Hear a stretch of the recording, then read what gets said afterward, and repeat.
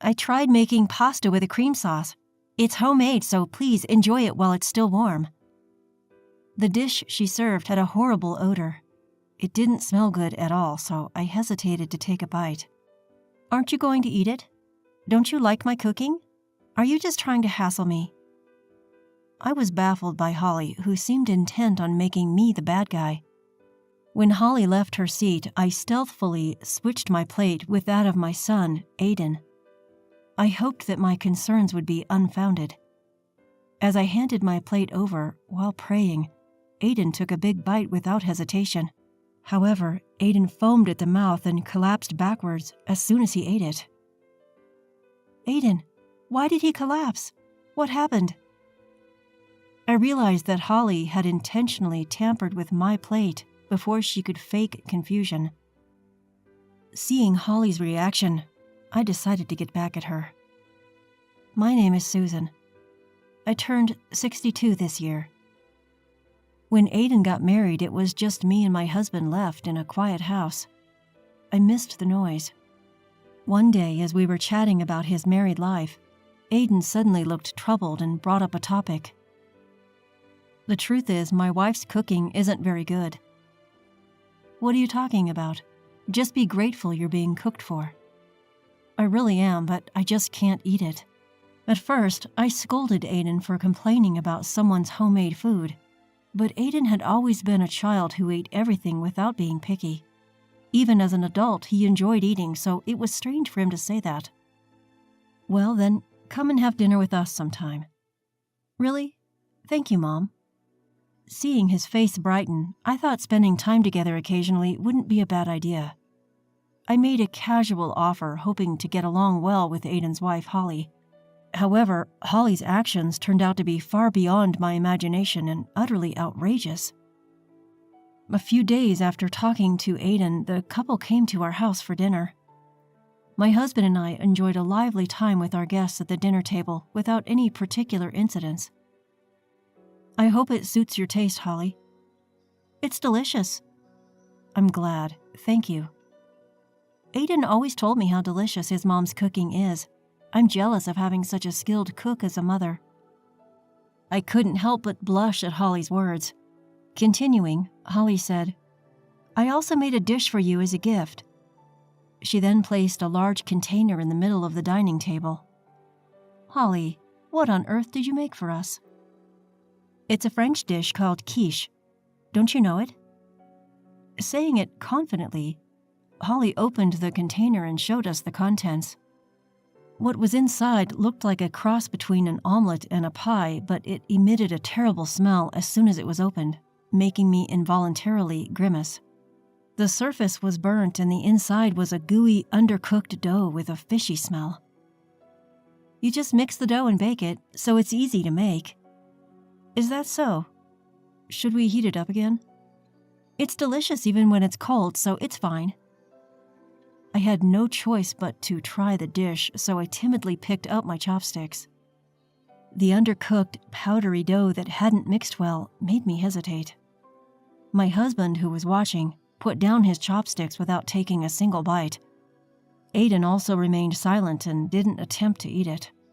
For some reason, Holly didn't try it either. "Mother-in-law, aren't you eating it?" "I'm sorry, but I feel like it's a bit undercooked. Can we go ahead and reheat it?" Holly frowned at my reaction and sighed. I tried to choose my words carefully, but it seemed that Holly was still uncomfortable. "Never mind." She slammed the container on the table. "I didn't think I'd be treated like this just for bringing a dish. Do you think you can do anything just because you're good at cooking?" "Holly, calm down. Before you complain to Mom, don't you think you should try it yourself? It's easy to make, so I don't need to taste it. Why aren't you eating it either? How can you serve food to people without tasting it yourself? Just try it." Although I didn't mean any harm, I was the one who had been rude. I tried to smooth things over while calming their argument, but Holly remained angry and left. Aiden apologized and left to follow her. In the silent dining room, I held my head in my hands. At this rate, she'll think I'm giving her a hard time. I sighed as I looked at my husband. Looking at the leftover container, I wondered what to do. I'm not cocky about being a good cook, I'm just average. I worry about finding a peaceful resolution. I could tell Aiden to cook for himself, but it might hurt Holly's pride. Although he's my son, I shouldn't interfere in their household. After discussing it with my husband, we decided not to get involved too much. But since then, Holly started coming to our house frequently for some reason. "Mother-in-law, will you please make lunch? And please put dinner for Aiden in a container to take home." The next day, Holly came alone without Aiden. Holly suddenly spread empty containers on the table and asked me to make lunch and dinner for her and Aiden. Surprised by the sudden visit, I asked her if something had happened. "Aiden seems to prefer your cooking, so I thought I'd ask you to make our meals from now on." "That's a problem. Holly, why don't we cook together?" "No, you're just going to make that disgusted face again. You're just giving me a hard time." I was at a loss for words when she said that so decisively. Even if I say I don't mean it that way, she wouldn't listen. She had labeled me a terrible mother-in-law. Although cooking isn't too much trouble, it's unbearable to do it every day for a daughter-in-law who dislikes me this much. I thought about teaching her some simple dishes, but she wouldn't agree to that either. "You're good at cooking, so just make it for us. And please, take care of tomorrow's meal too." Despite trying to persuade her, she only became more brazen day by day. On days when I refused, she apparently bought prepared food at the grocery store. Aiden seemed to be fine with eating that and didn't comment on it, so Holly started to complain about him eating at our place. "Aiden was spoiled by you, wasn't he? He just gobbles up store-bought food." "He's always loved eating since he was young. But he hardly eats any of my cooking. He's just trying to hurt my feelings." "Well, I'm not sure about that." Holly started coming to our house almost every day at lunchtime, relying on us for her own meals and Aiden's dinner. Eventually, she demanded that I make Aiden's lunch and deliver it in the morning, which left me extremely troubled. I talked to Aiden, asking him to do something about Holly coming to our house too much, but instead, he started giving me money for their meals to avoid her cooking. "If you're going to pay that much money, why not have Holly learn to cook?" I told her, but Holly says it hurts her feelings and won't listen. In the end, another conflict arose between the two when Holly found out Aiden was giving me money for food expenses. "Why are you paying your mother? Is this supposed to be an allowance? I didn't hear anything about this." "It's because you're making my mom cook for us. What's wrong with paying for our food?" "It's because you don't eat my cooking. It can't be helped." After that, we tried several times to discuss the situation with Holly, but no matter how much we tried to persuade her, she would not be convinced. She wouldn't listen, insisting that not eating her cooking was harassment and that we were trying to put her down together. Eventually, I decided not to cook for the two anymore, which seemed to settle the issue, though Holly still didn't agree. I didn't want to get involved anymore, so I had no choice but to ask them to discuss and resolve the issue themselves. About 2 or 3 weeks after the discussion, Holly came to our house again on a calm afternoon. I tensed up and greeted her at the entrance, but that day Aiden was with her. "I want you to teach me how to cook." She finally agreed to listen to reason. "Please, just this once." "Well, if that's the case, I'll help her." I was relieved, thinking that the discussion had led to a positive resolution and led them to the kitchen. Holly said she had brought her own ingredients and seemed more motivated than before. However, for some reason, she kicked me out of the kitchen when I tried to help. Not only me, but Aiden was also kicked out of the room for some reason. We exchanged worried glances, but Holly said, "I can't concentrate if I'm not alone," and refused to listen. As we anxiously waited, we were called back into the living room after just a few minutes.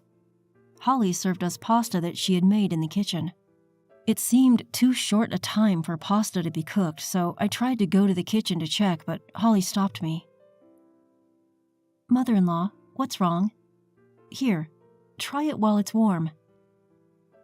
Is everything okay? Did you find the pots and everything?" Everything was fine, so please, just try my homemade pasta while it's still warm. The pasta with cream sauce that Holly served didn't look as bad as before. However, when I mixed it with a fork, I could clearly see foreign objects in the white sauce.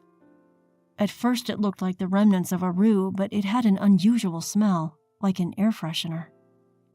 Aiden, who hesitantly tried it next to me, exclaimed with a surprised face, "It's delicious," and seemed moved. "Wow, it's good. Holly, you've learned to make this kind of food." "I always cook properly. Look, even my mother-in-law. There's no way she wouldn't eat it." "Mom, it's fine. It's just a normal pasta." Although Holly would usually be furious and yell at Aiden's rude comment, she didn't seem to care and just urged me to eat quickly. However, the more I mixed it, the stronger the strange smell got, making me hesitate. "Why won't you eat it?" "So my mother-in-law just wanted to mess with me, right?" "That's not true, it's just that..." At that moment, a ringtone sounded from Holly's bag. It seemed she received a phone call and Holly hurriedly left the table and went outside the room. I took the opportunity to ask Aiden to secretly exchange the pasta. Aiden happily started eating it as a second serving, but the next moment, he flipped backward and collapsed, foaming at the mouth. I couldn't help but scream. "What happened? Why did Aiden collapse?" Hearing my scream, Holly returned and rushed to Aiden's side. While I called for an ambulance, Holly looked very confused and asked, "What happened to Aiden?" Aiden was taken to the hospital and had his stomach pumped. My husband and I, who had heard the news and joined me, finally sighed with relief as we saw Aiden lying on the hospital bed. However, Holly asked Aiden why before we could express our concern, just as she had when he collapsed. "Hey, why did Aiden collapse? How come?" "Holly, please calm down." "It should have been you. Did you force Aiden to eat it?" "What on earth are you talking about? Holly, what did you do?" My husband and I tried to get answers from Holly, who kept accusing me and said the most outrageous thing. "You insulted my cooking, so I thought I'd get back at you." "Get back at me?" "It's also my mother-in-law's fault that Aiden won't eat my cooking. Aiden has always been on her side." Neither Aiden nor I had any intention of doing that, but I guess we did hurt your feelings. "Yes, you did. That's why I thought everything would be peaceful if my mother-in-law wasn't around." It seemed that Holly had indeed put something foreign in the pasta she served me. The white residue turned out to be detergent, and luckily, no serious harm was done. However, if things had gone wrong, Aiden might have ended up in more serious a condition. Aiden should have noticed the strong smell, but I couldn't help but intervene when the situation went beyond the dimension of being good or bad at cooking. If you're saying it would be better if I wasn't around, then all you needed to do was try harder at cooking. But if you were still alive, Aiden would always be on your side, wouldn't he? Seeing Holly's unapologetic and unreflective attitude, I dropped my shoulders in disappointment. My husband also quietly shook his head at her childish rebuttal, which showed she didn't even understand the gravity of what she had done. "That's enough, Holly. I'd like to have a talk with your parents as well." "What? Why? My parents have nothing to do with this." "Because talking to you won't get us anywhere." After Aiden's safe recovery and discharge from the hospital, we decided to have a discussion involving Holly's parents. Although Holly was very reluctant until the last minute, I called her parents first to explain the situation and arranged a meeting. "I deeply apologize for the tremendous trouble our daughter has caused you." "Oh no, it's something my mother needs to apologize for." "That's right, it's my mother-in-law who should be apologizing." Every time Holly spoke up, her mother, Kate, sternly glared at her and made her bow her head. Kate's strict attitude throughout the discussion made me wonder about Holly's behavior. "We'll make her pay for the medical expenses. If there's anything else she can do to make amends, please let us know." "Stop it, I'm not paying any money." "Holly, can you tell me why you did such a thing?" Like I said at the hospital, it's because Aiden only ever takes your side. Holly still insisted that I was provoking Aiden to mock her cooking. She continued to blame me even for the circumstances that led me to taking over cooking duties. Unable to bear her attitude any longer, I showed a certain photograph to Kate. "What is this?" "This is a dish Holly brought to our house. She says it's called quiche." "You served such a terrible thing to someone else?" Kate, trembling, stared at Holly and began to scold her harshly as she tried to make excuses. Holly had no choice but to hang her head in silence as the lecture continued without giving us a chance to intervene. In the end, Holly admitted to everything. She thought that if Aiden kept siding with me, she would ultimately have to take care of me, so she believed that if she could get me hospitalized, she wouldn't have to do so. The absurd leap in logic made my head spin. "I'm sorry, but I can't continue our married life after being subjected to something like this." "Why not? It's not my fault. You shouldn't have taken your mother's side." "You be quiet. You could be turned over to the police for this." Hearing the word police, Holly turned pale once again. Although there was some trouble regarding compensation and hospital fees, Kate promised to make Holly pay, and the situation didn't escalate any further. Although Holly acted like a child for a while, she seemed to be feeling down after Aiden told her, "I can't be with you anymore." I later learned that Holly's parents, who she said she didn't get along with, were actually professional chefs. Holly, who wanted to cook freely, had been severely scolded by her parents for her unorthodox ideas and apparently started cooking however she liked after getting married. Aiden told me that her parents were furious with her for trying to demean someone for her cooking, especially her father, whom we didn't meet during the discussion, was said to be furious and now was taking her through a so-called bridal training where she was being taught the basics of cooking at her parents' home. This made me realize I needed to teach my son how to do basic household chores as well. Aiden, while appreciating the privilege of having someone cook for him, has started making simple dishes on his own. He asked me to teach him how to cook and sometimes comes to our house to cook meals together. For some reason, my husband also became interested in cooking, and the three of us enjoy cooking together, or sometimes I let the two of them handle the cooking while I relax.